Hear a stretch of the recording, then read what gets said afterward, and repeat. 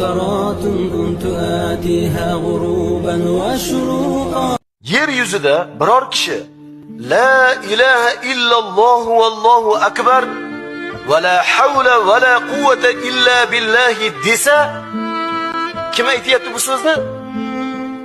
Payg'ambarimiz Muhammad Mustafa sallallohu alayhi va sallam aytayaptilar.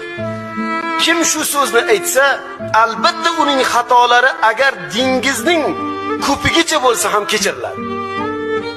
Qarang, biz gunohlardan mag'firat topsak rizq yo'llarimiz ochiladi.